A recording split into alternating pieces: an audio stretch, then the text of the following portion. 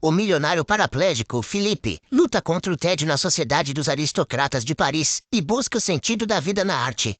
Enquanto isso, o desempregado Driss, das favelas, aproveita a vida sem pensar muito, bebendo com os amigos e correndo atrás de rabos de saias. Por um acaso do destino, as vidas deles se cruzam e esse encontro se torna o começo de algo muito importante no destino de ambos. Um carro preto trafega lentamente pelas ruas de Paris à noite. Nele está sentado um homem barbudo, mais velho, e seu motorista. De repente, o jovem acelera repentinamente e atravessa um sinal vermelho. Ele passa habilmente entre as fileiras, avançando no meio do fluxo de carros. Suas habilidades extremas de direção são notadas pela polícia e eles começam a persegui-lo. O passageiro, Felipe, elogia o Driss e ele aposta 100 euros se ele conseguir escapar da perseguição. Eles vão parar em um beco sem saída e o Driss faz uma nova aposta. Ele aposta que a situação não terminará na prisão, e sim com uma escolta. Os policiais emboscam os caras e exigem que o Felipe saia do carro. Mas o homem é paraplégico e não pode fazê-lo. O deficiente começa a simular um ataque epilético e o Driss culpa a polícia por segurar um doente terminal que precisa urgentemente de cuidados médicos. Os oficiais, assustados, se oferecem para acompanhá-los ao hospital mais próximo. Você tem que arrastar, filho. O motorista liga a música e a escolta os acompanha, enquanto os homens balançam a cabeça alegremente e cantam junto com a música. A polícia os deixa no hospital. Os personagens fumam e partem antes da chegada dos médicos. Voltamos no tempo. Em uma mansão chique, o Felipe e sua secretária Magali estão entrevistando candidatos para o cargo de enfermeiro. Pinturas caras estão penduradas nas paredes e nas prateleiras há ovos Fabergé. O Driss está na fila. C'est de l'autre? Je pense. C'est bon ça comme c'est bien ça comme j'aime bien le quartier. J'aime beaucoup les régions diminuées. Parece que os candidatos competem para ver quem aborrece mais o empregador. O Driss não aguenta e fura a fila e, em vez de bajular, imediatamente começa a zombar, ser rude e até chavecar a secretária. Je vois que l'humour, c'est comme la musique. J'y connaissais rien, en fait.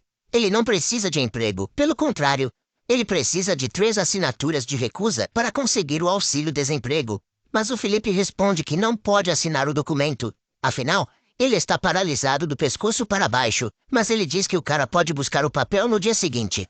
O Driss concorda e volta para sua casa em um bairro pobre. Ele cumprimenta uns amigos que estão bebendo no meio da selva de pedra e sobe para um apartamento de corredores estreitos, lotado com crianças barulhentas. Mesmo no banheiro, não há privacidade. O Driss também percebe que um de seus irmãos mais novos está andando em má companhia. À noite, a mãe do Driss chega. O cara dá a ela um ovo Fabergé, roubado da mansão. C'est moi qu'on n'est pas vu. Pauvre filho, rien. Elle te põe comme une fleur. A A mulher fica com tanta raiva que o filho não ajuda a família e vive como se estivesse no hotel, que o manda embora. O Driss encontra uns amigos no beco. Eles bebem, comem comida barata e fumam. Quando todos se dispersam, o cara não tem para onde ir e fica andando pelo bairro à noite. Ele só consegue se aquecer e dormir um pouco no trem do metrô. Na hora marcada, o Driss aparece nos portões da mansão. Yvonne, que trabalha como governanta, o recebe e o leva para dentro da casa, mostrando o quarto, que será ocupado pela babá do patrão, conforme o contrato. O Driss fica impressionado com o tamanho da cama e com o luxuoso banheiro privativo, onde ninguém o incomodará. Ele recebe do Felipe um papel com a cobiçada assinatura que garantirá o auxílio. Oh, je veux dire, ça vous gêne pas, la vision des autres, ça vous pose pas un petit problème de conscience? Ça, merci, et vous? O homem oferece ao cara um período experimental de 1 mês e aposta que ele não vai durar nem 2 semanas. Depois de uma noite vagando, o cara não precisa pensar por muito tempo, mas ele não pode dormir na cama macia. É hora de trabalhar. A massagista mostra ao Driss que está pegando no sono como alongar os músculos do deficiente e como acomodá-lo corretamente na cadeira. Com nojo, o cara também aprende a lavar o cabelo do patrão e colocar meias de compressão nele. Agora, é a vez do Felipe fazer graça.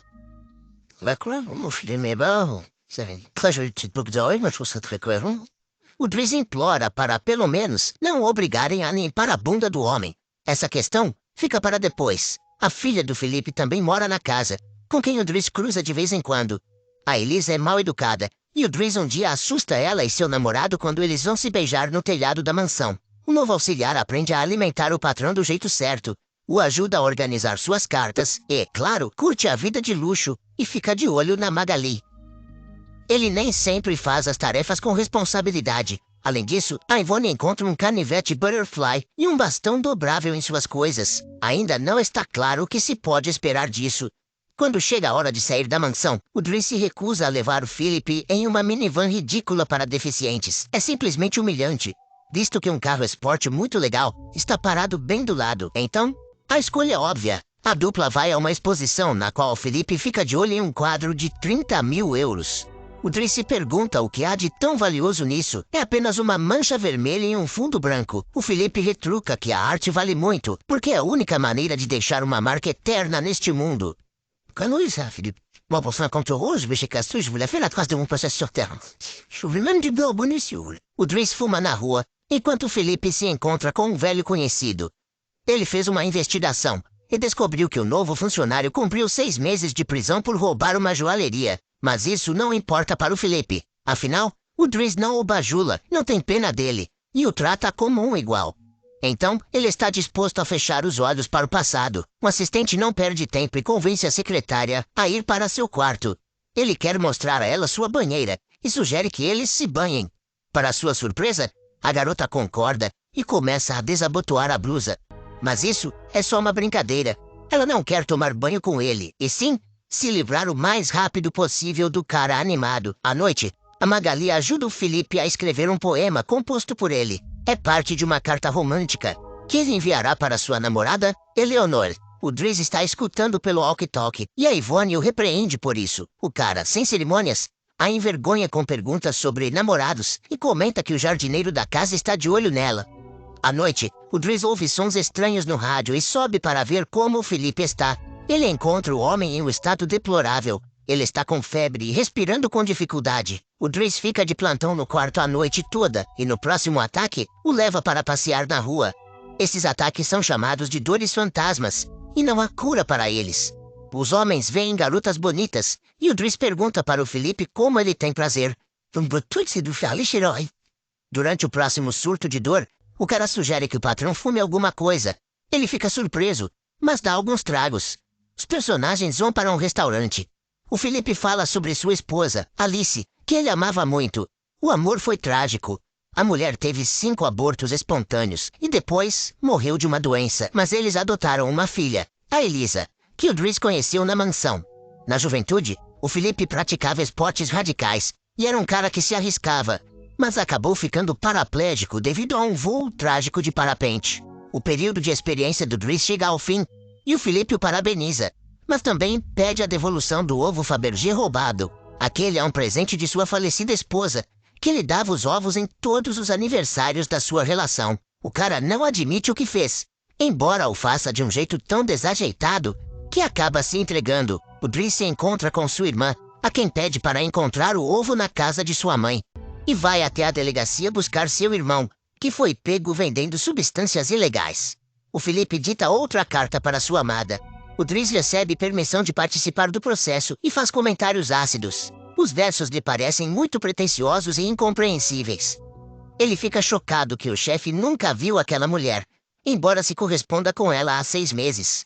O Felipe responde que uma conexão espiritual profunda com uma pessoa é muito mais importante para ele.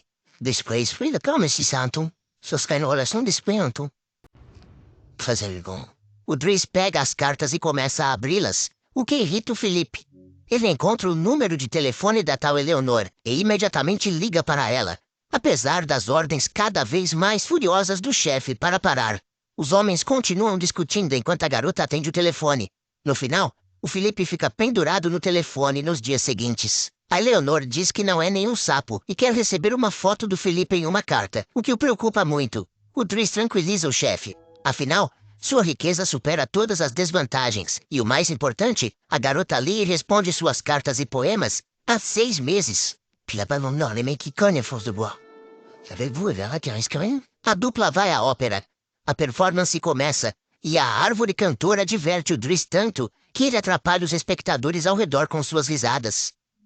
De volta à casa, os homens escolhem uma foto para enviar para Eleonor.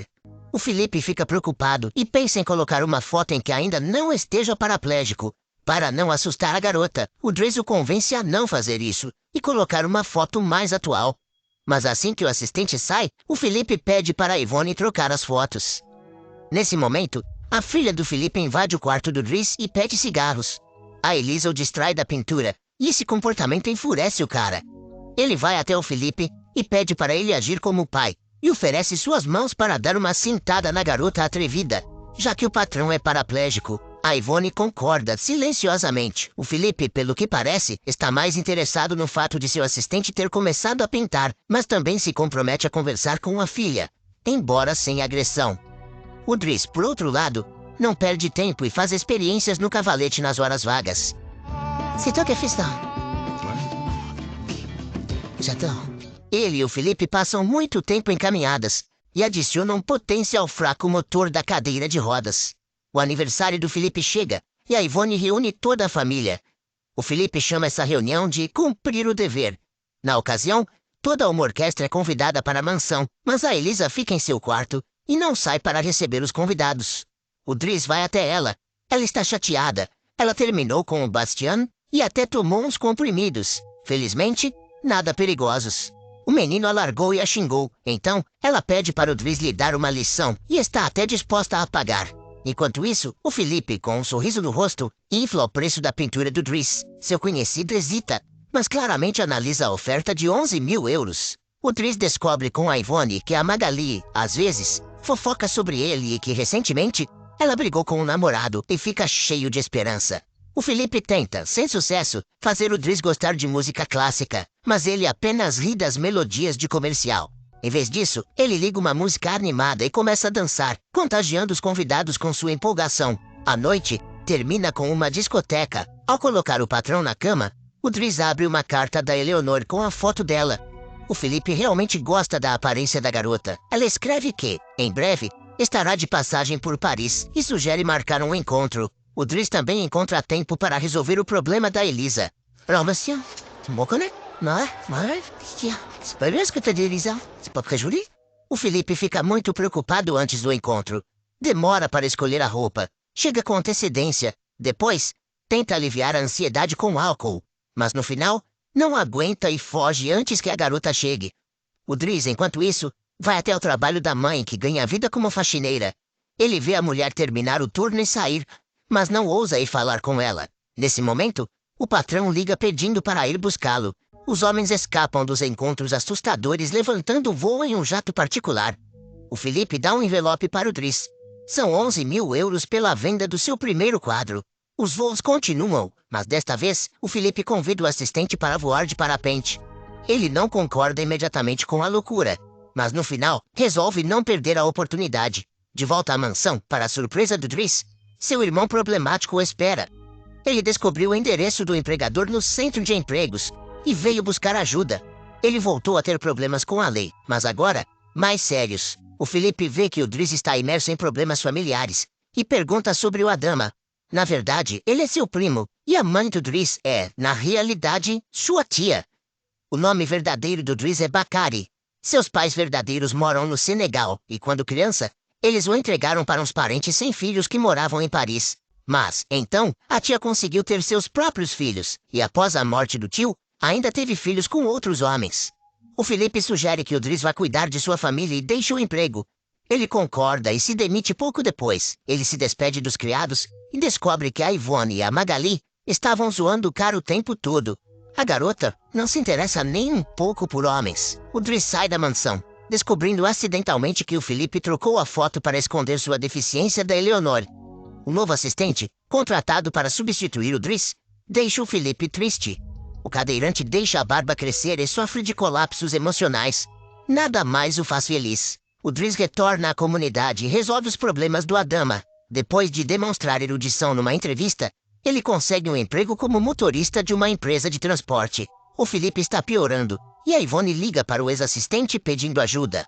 Os homens dirigem por Paris à noite em busca de aventuras. Esta é a mesma cena do início da história. Depois de serem escoltados ao hospital pela polícia, eles atravessam a França para ver o nascer do sol na costa do Mar do Norte. O Driz faz a barba do Felipe e novamente se aproveita de sua deficiência para fazer brincadeiras. Você é pequeno. Eles chegam a um restaurante onde o Felipe, desavisado, descobre que o Driz marcou um encontro para ele com a Eleonor. Ao se despedir, ele também devolve ovo Fabergé roubado para ele. A garota se aproxima do Felipe, que não pode mais escapar, e não contém as lágrimas de felicidade e gratidão. Vale lembrar que essa história é baseada em fatos reais. O verdadeiro Felipe casou-se pela segunda vez e até teve 2 filhas. O Driz abriu um negócio e também criou 3 filhos. Eles são amigos íntimos até hoje. Como sempre, você encontra o nome do filme na descrição do vídeo.